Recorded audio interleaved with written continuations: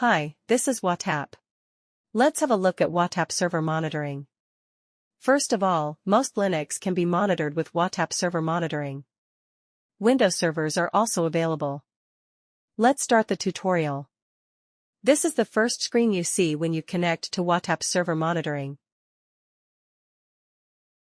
In the current example, we are monitoring a total of 12 servers, 11 Linux servers and 1 Windows server.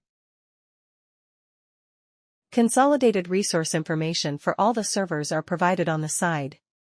On the right, it shows the CPU, memory, and disk I/O of the top 5 of all monitored servers.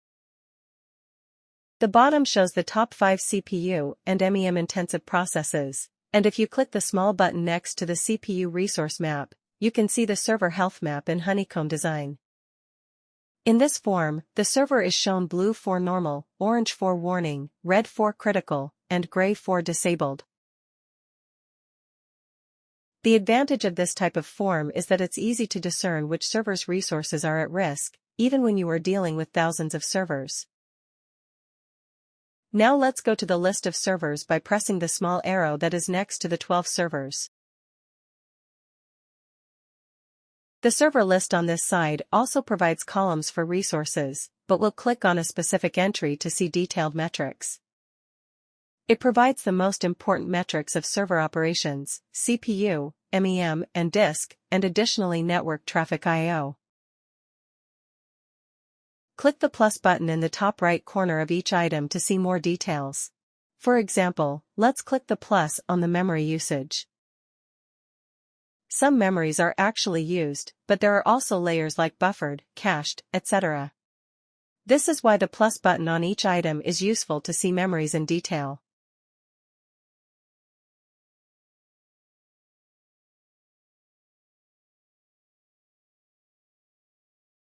And on the right-hand side, information in relation to the processes are displayed.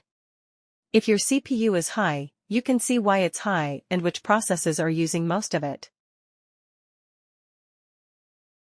This is where you can grasp such information. And then at the bottom of that, a bit of server information is given too. In this case, it is the Ubuntu 20.04.2 LTS version. Next, we'll go to the Resource Equalizer tab on the left. This tab displays the resources of the monitored servers in an equalizer-style graph, allowing you to compare resources per server at a glance. Next, the so-called compound eye has a similar purpose, graphically representing the items in the resource in circles, to make it easier to see which resources are being used more. The colors of each circle are indicated at the top. Next up is the Flexboard. This tab helps you configure your own customized dashboards. Click Create Dashboard in the top right corner, and on the screen that appears. Let's name the Flexboard being created as test_dashboard. And for this tutorial, we're going to select the fixed layout Flexboard on the left. You'll then see a blank screen pop up with the Edit Mode tab. And you can explore the widgets on the left to see what they are, or you can tap all metrics at the top to see what metrics are being collected by WhaTap. You can configure each item from scratch, but may also use the pre-configured templates.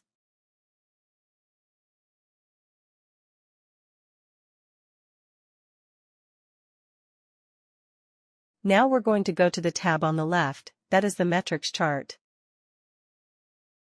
This tab shows a number of submetrics related to CPU, memory, and disk. In this metrics chart tab, you can select only the server agents you want to graph as an aggregate, or change the presentation of the information to 5-second, 5-minute, or 1-hour statistics, depending on the time range you choose. By setting the time range to 3 hours or less, and clicking this button, we can get to the most accurate view with 5-second increments of data.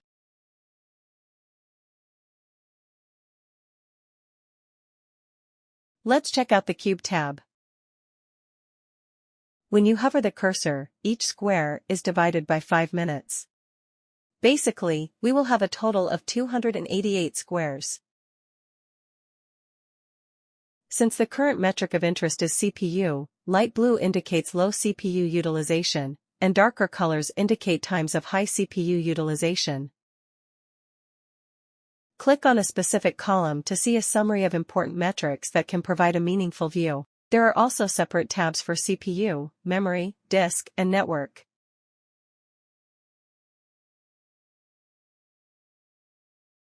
Next is the Reports tab. Daily, weekly, and monthly reports can be generated. For example, let's click on the monthly server report, which shows how many hosts there are in total, the IP address for each server being monitored, the number of alarms raised, and the average and maximum of resource items listed by date. You can download these report items as HTML files, or you can also schedule a report mailing. Next up is the setting for alert notifications. Notification settings are often very important. You can watch WhaTap's monitoring screen real-time, but at other times, you can also receive alerts via text, email, or third-party if you prefer. You can view the templates that exist by default in the event settings, and toggle on off the ones you want with a simple click. You can set your own thresholds, either warning or danger, for which you want to receive alarms. In alarms, there are also process alarms. Select the process you want to monitor in the desired agent and select the process owner. Please be aware that if you nominate the wrong owner of the process, you may not get an alarm. You may set the number of processes, CPU, memory, etc. that you want. When you go to the Event Reception Settings tab, you can choose where you want to receive alerts, such as SMS, email.